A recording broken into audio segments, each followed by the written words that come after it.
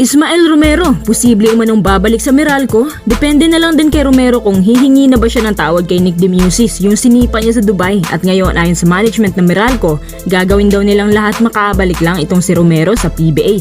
Alam niyo naman na hinihintay na lang ng PBA, hihingi lang siya ng tawad kay Demusis para ma-evaluate na ang kanyang parusa. Kung tutusin, dapat nga raw ban din siya sa PBA dahil sa kanyang malalang ginawa. Pero para sa Meralco, bigyan lang daw siya ng chance, total matagal naman na ang nangyari. By chance, mukhang pwede pa nga talaga makabalik si Romero at ang hinihintay na lang ng Meralco ngayon ay ang kanyang paghingi ng tawad. Pinamamadali na din ng Meralco ang prosesong to dahil sa pangit ng performance ni Marvin Jones na kung saan ay nakakuha nga siya ng 0 points sa buong second half at hindi nila matalo-talong rin siya na pure effort lang pinakita ng locals at walang import. Anya, isa daw yun sa pinaka nakakahiyang pangyayari sa laban. Si Romero ang perfect import para sa Meralco dahil di na niya kailangan mag-adjust kasi alam na niya ang system ni Nenad sa EASL.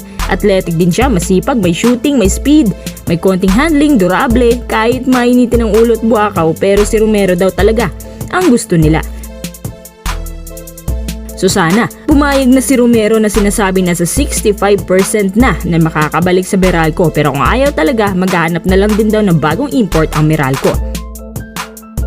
Isunod naman natin itong bagong import na ipapalit ng SMB na si Justin Patton, isang 7'1" footer, former NBA player na dating teammate ni Kobe Paras sa Creighton Blue Jays at naging teammate din ni Bearfield Upshaw sa NBA G League under Oklahoma. Kumpara kay Marcus Lee, malayong-malayo si Patton sa kanya. Itong bago ng SMB may agile, may tira sa labas, malakas sa poste, explosive. Higit sa lahat, 7'3" ang wingspan, kaya baka pwede na ring itapat kay Ball. Perfect fit din ang import na to sa SMB, lalo na kay Junmar na medyo may lacking sa import defending, kaya mas maganda ipaubayo sa 7-footer na ito. Sayang nga lang hindi niya naabutan yung laban nila sa TNT. Makatulong sana si Patton sa paint, pero may iba na nagsasabi na hindi naman daw masyadong scoring machine. Kaya nga hindi siya nire-rekomenda ng mga NBA coaches na gawing pang starter, pero at least versatile siya, pwede na para sa SMB na may masamang scouting sa imports. Siya ay nagkaka-average lang ng 7 points per game sa NBA. Syempre NBA naman yan, maraming quality players, pero magiging dominant siya sa mga lower leagues gaya ng PBA. Baka dyan lang nila may lalabas ang totoong abilities nila. Para sa akin mukhang okay naman siya, huwag lang mag-expect ng malaki, lalo na kung nakapanood ka na ng highlights niya sa NBA.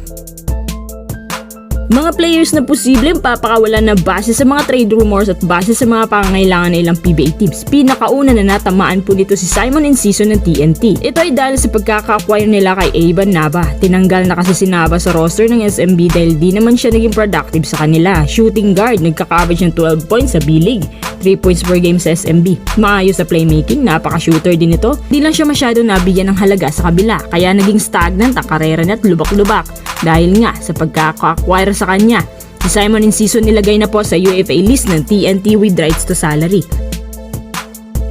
Para sa akin, mas malaki ang maitutulong ni Enciso sa kanila kumpara kay Nava. Ang advantage ni Enciso, hindi na niya kailangan mag-adjust. Batak na si Enciso sa crucial games. Si Nava medyo wala pa talaga sa ganitong stage, pero again, bata pa si Nava. Pwede pang mag-improve, kaya siguro mas pinili nila shooting guard na to. Pangalawa, yung injured ngayon na si Jorenteng. Yung sinasabi nila na game changer daw ng SMB. So far, siya ay nagkaka-average ng 9 points per game. Napaka-importante niya minsan sa transitions. Gumagawa siya ng sariling play at maswerte daw ang SMB kapag naglalaro siya. Kaya ginagawang best magic bunot. Pero this time, kailangan na ng SMB ng mas bata at hindi injury prone na guards na pwedeng isa lang sa first unit. Lalo na na-injured ngayon si Chris Ross. Nung nakalaban lang TNT, doon lang din nila nakita na napakarami pala lang pagkukulang as a team at sa buong roster. Kaya ngayon nagsisimula na silang i-figure out kung anong dapat gawin. Si Jericho Cruz ay hindi ako sigurado kung hahawakan pa nila.